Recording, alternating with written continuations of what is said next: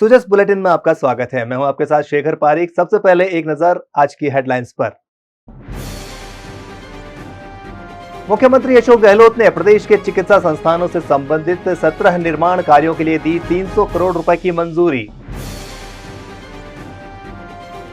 राष्ट्रपिता महात्मा गांधी की जयंती पर मुख्यमंत्री अशोक गहलोत ने अर्पित किए श्रद्धा सुमन। सर्वधर्म प्रार्थना सभा में गांधी जी के प्रिय भजनों का किया श्रवण। उपलब्धियों से भरपूर रहा प्रशासन शहरों के संग अभियान। जेडीए में आयोजित हुआ सम्मान समारोह। मुख्यमंत्री श्री अशोक गहलोत के नेतृत्व में राज्य सरकार प्रदेश में चिकित्सा संस्थानों के सुदृढ़ीकरण के लिए निरंतर महत्वपूर्ण फैसले ले रही है। स्वास्थ्य सेवाओं के विस्तार की इसी श्रृंखला में मुख्यमंत्री श्री अशोक गहलोत ने प्रदेश के चिकित्सा संस्थानों से संबंधित 17 बड़े निर्माण कार्यों के लिए 300 करोड़ रुपए के अतिरिक्त वित्तीय प्रावधान को मंजूरी दी है। मुख्यमंत्री की इस मंजूरी से प्रदेश में चिकित्सा व्यवस्था तो मजबूत होगी ही, चिकित्सा संस्थानों में आधारभूत सुविधाओं का विकास और सुदृढ़ीकरण भी संभव होगा। मुख्यमंत्री श्री अशोक गहलोत ने राष्ट्रपिता महात्मा गांधी की जयंती के कार्यक्रमों की शुरुआत आज शासन सचिवालय से की। श्री गहलोत ने यहां पर महात्मा गांधी की प्रतिमा पर श्रद्धा सुमन अर्पित किए और इसके बाद यहां आयोजित सर्वधर्म प्रार्थना सभा में शामिल हुए। इस अवसर पर गांधी जी के प्रिय भजन वैष्णव जन तो तेने कहिए समेत अन्य भजनों का गायन हुआ। मुख्यमंत्री के साथ उनके कैबिनेट सहयोगी डॉक्टर बी.डी. कल्ला और श्री प्रताप सिंह खाचरियावास सहित अन्य मंत्रीगण भी यहां मौजूद रहे।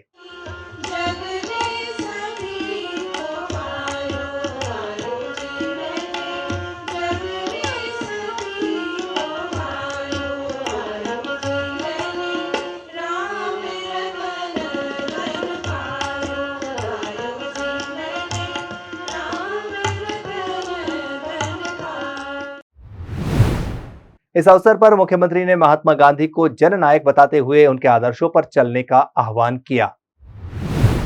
गांधी जयंती के उपलक्ष्य में सबको शुभकामनाएं। गांधी जी को तो सदियों तक याद किया जाएगा, अनंत काल तक। वो ऐसा व्यक्तित्व था, ऐसा महापुरुष था जिसने देश को नहीं दुनिया को संदेश दे दिया हो, और जिसके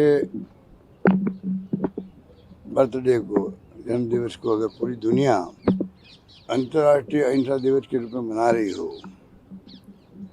तो आप सोच सकते हो कि हमें और हमारे मुल्क को गर्व होना चाहिए कि हमारे अपने गांधी दुनिया के हर कोने कोने के अंदर याद किए जाते हैं। ये हमारे देश का मान सम्मान दुनिया में बढ़ाता भी है।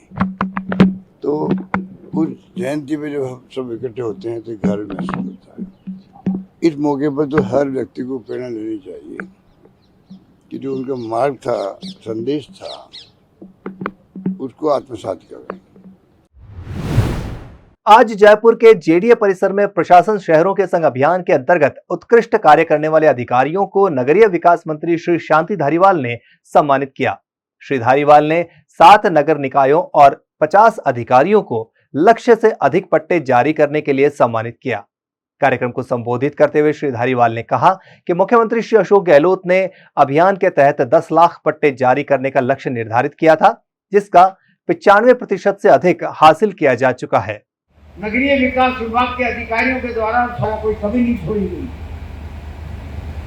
हमने हर संभागीय मुख्यालय पर जा करके बैठकें की, समझा करके लोगों को जो है उसके कंसेप्ट क्लियर किए, सब कुछ किया जो कुछ कर सकते थे। इस अभियान को सफल बनाने के लिए वो हमारे अधिकारियों ने भी किया, मैं भी खुद मौजूद रहा।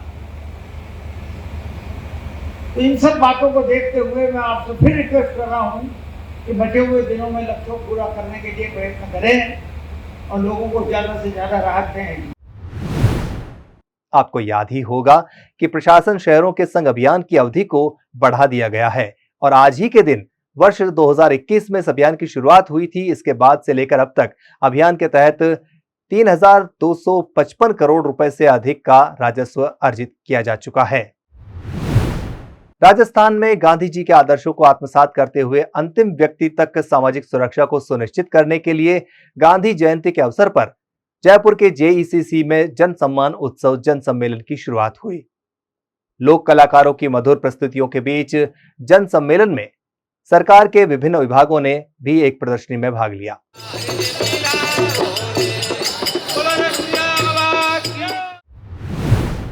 खबरें अभी और भी हैं, लेकिन चलिए पहले देखते हैं ये संदेश।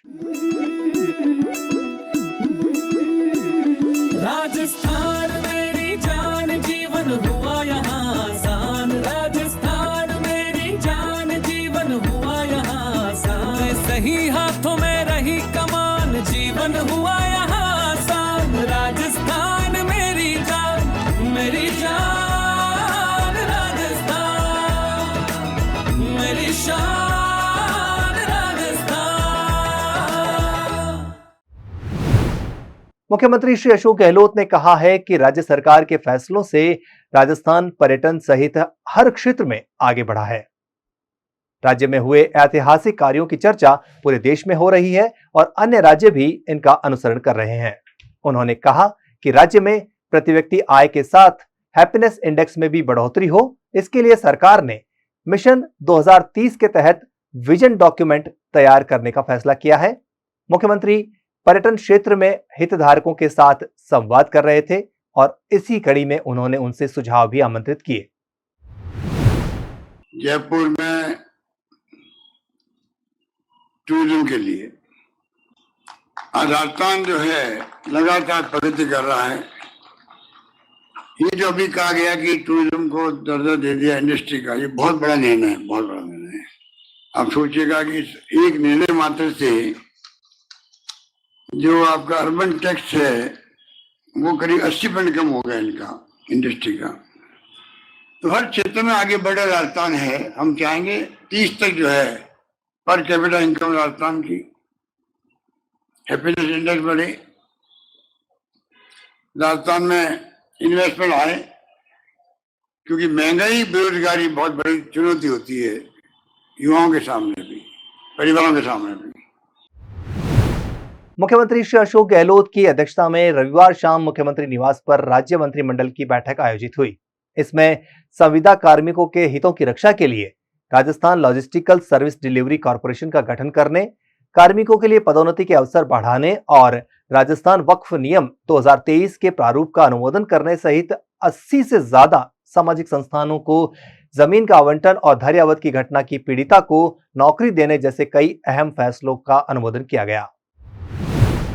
बढ़ते अगली खबर की ओर। मुख्यमंत्री श्री अशोक गहलोत के नेतृत्व में राजस्थान सरकार पर्यावरण संरक्षण के साथ विकास को बढ़ावा देने के लिए लगातार प्रयास कर रही है। इसी दिशा में कदम बढ़ाते हुए रविवार को राज्य मंत्रिमंडल की बैठक में नई ग्रीन हाइड्रोजन नीति को मंजूरी दे दी गई। इस नीति में वर्ष 2030 तक राज्य में 2000 KTPA ग्रीन हाइड्रोजन का उत्पादन करने का लक्ष्य रखा गया है। ग्रीन हाइड्रोजन प्रोजेक्ट की स्वीकृति मुख्य सचिव की अध्यक्षता में गठित राज्य स्तरीय सक्षम समिति से मिलेगी। इस नीति का उद्देश्य यह है कि रिफाइनरी और फर्टिलाइजर प्लांट की मांग की आपूर्ति के लिए कम से कम एक ग्रीन हाइड्रोजन वैली की स्थापना कर दी जाए, साथ ही 1 गीगावाट इलेक्ट्रोलाइजर मैन्युफैक्चरिंग यूनिट की स्थापना हो और 2030 तक भारत से होने वाले कुल ग्रीन हाइड्रोजन के निर्यात का न्यूनतम 20% राजस्थान से आपूर्तित किया जाए। इसके साथ ही राज्य से उत्पादित नेचुरल गैस में 10% तक ग्रीन हाइड्रोजन के ब्लेंडिंग का भी लक्ष्य रखा गया है। ग्रीन हाइड्रोजन नीति में प्रोजेक्ट लगाने वाले उद्यमियों को राजस्थान इन्वेस्टमेंट और प्रमोशन स्कीम के अनुसार मिलने वाले लाभ तो दे होंगे ही, साथ ही विशेष प्रोत्साहन भी मिलेंगे। राजस्थान लोक सेवा आयोग की ओर से RAS प्री परीक्षा 2023 की मॉडल उत्तर कुंजी वेबसाइट पर जारी कर दी गई है। यदि किसी भी अभ्यर्थी को इस मॉडल कुंजी पर कोई आपत्ति हो तो वो फीस के साथ 4 अक्टूबर 2023 को रात 12 बजे तक अपनी आपत्ति ऑनलाइन दर्ज करवा सकता है। यह परीक्षा 1 अक्टूबर को आयोजित की गई थी। हमारे बुजुर्ग हमारे राज्य की गौरव है। उनका स्वास्थ्य और सम्मान बना रहे, इसके लिए राजस्थान सरकार भरसक प्रयत्न कर रही है। रविवार को अंतर्राष्ट्रीय वृद्धजन दिवस पर सामाजिक न्याय और अधिकारिता मंत्री श्री टीकाराम जूली ने अलवर में हुए राज्य स्तरीय समारोह में कला, साहित्य, समाज सेवा और वृद्धजन कल्याण के क्षेत्र में उत्कृष्ट कार्य करने वाले 31 वृद्धजनों और सामाजिक संस्थानों को सम्मानित किया। तो ये थी अब तक की खबरें। अगली मुलाकात तक नमस्कार।